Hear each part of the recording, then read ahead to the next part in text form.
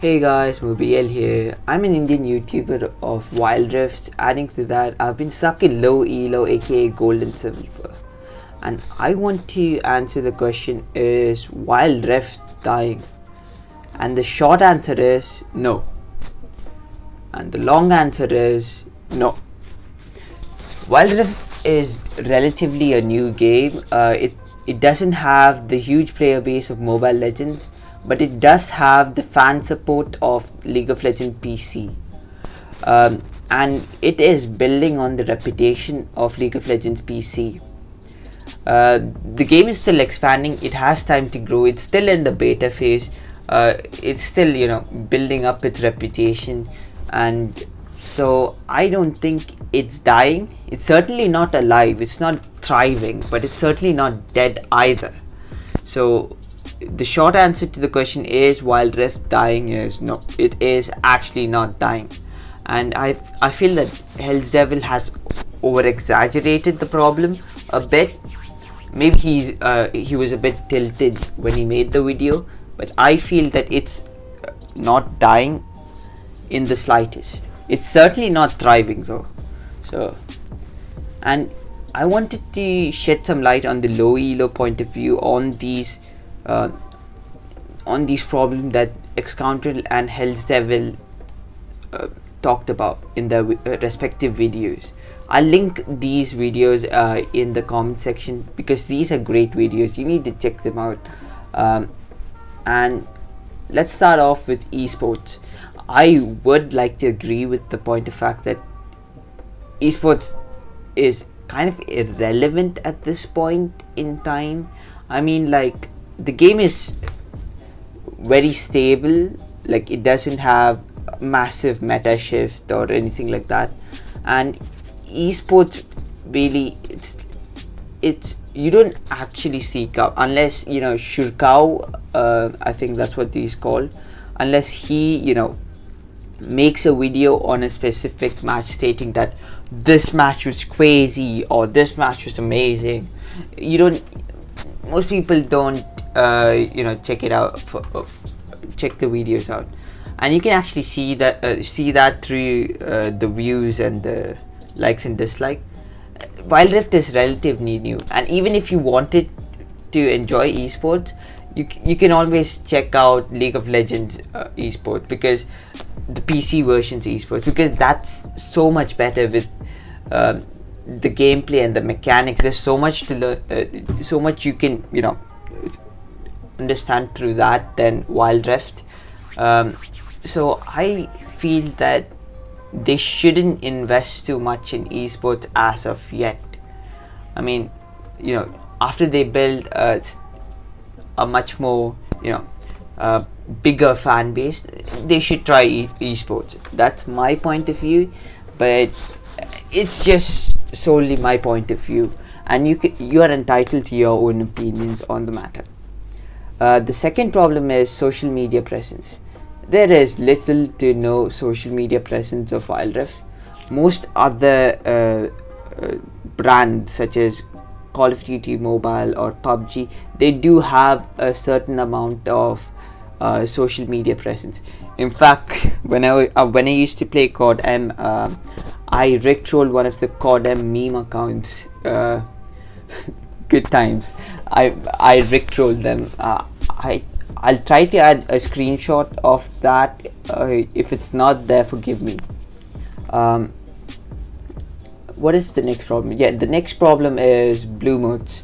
I feel that blue mode is currently pointless. Like, I personally have around 30,000 blue modes, and I don't really want to use it on anything.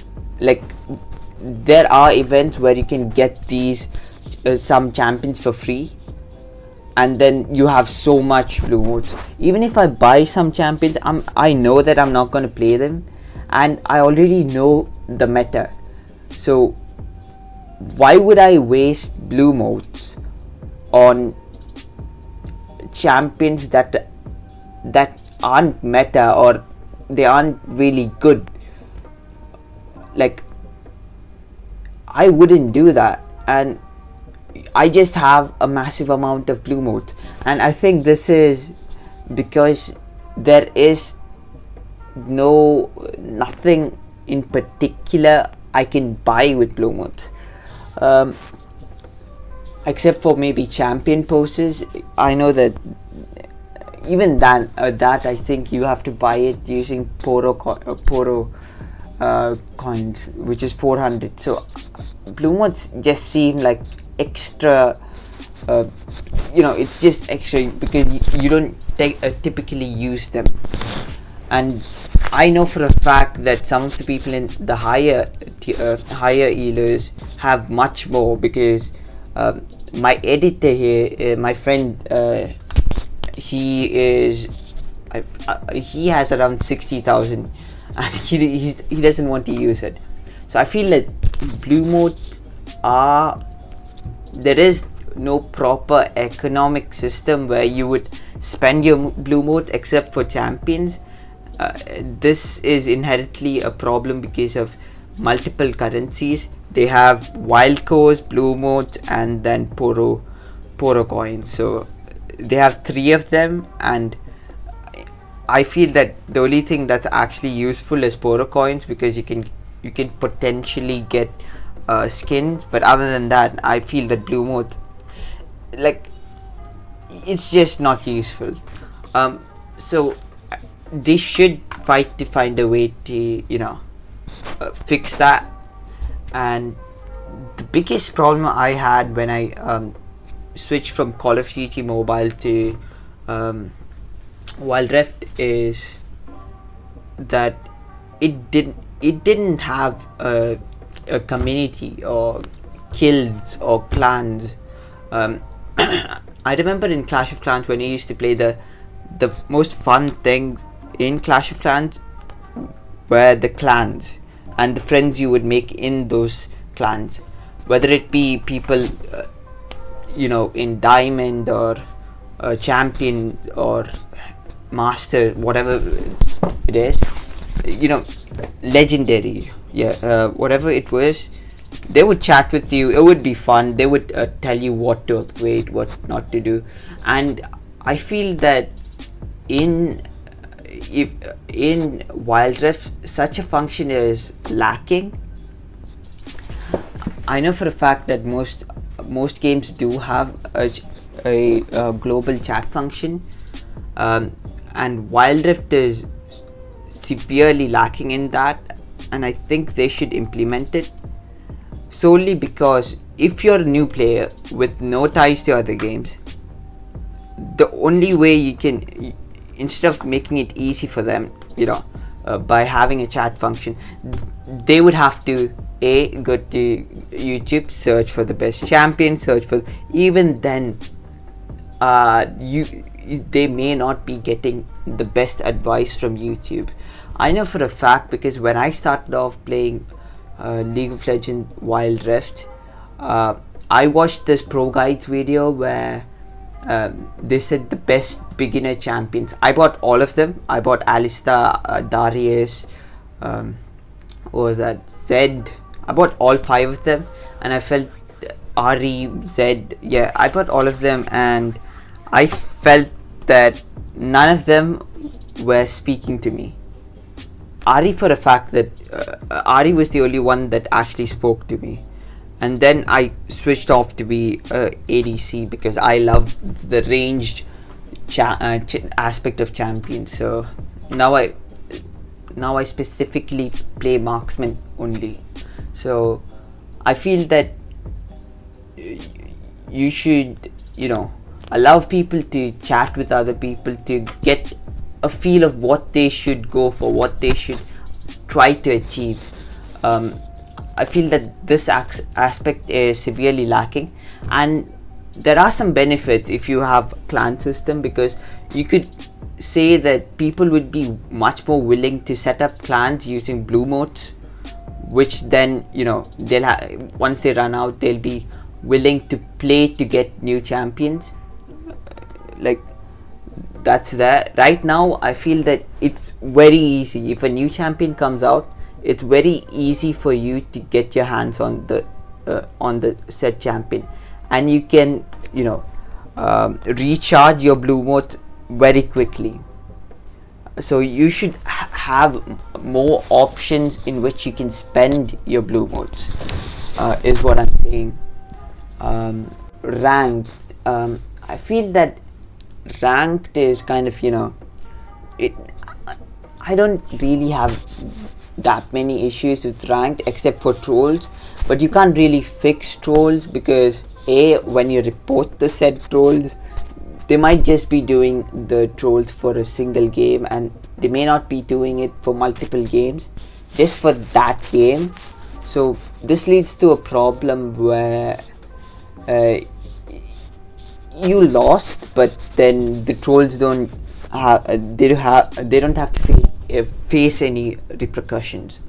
But these trolls are mostly present in higher elos. I do face a couple of trolls, but it's not really that bad, because in the end you can, you know, they do try to win the game, like when you have Yi mid instead of going in the jungle and things like that. It's not really that big of an issue.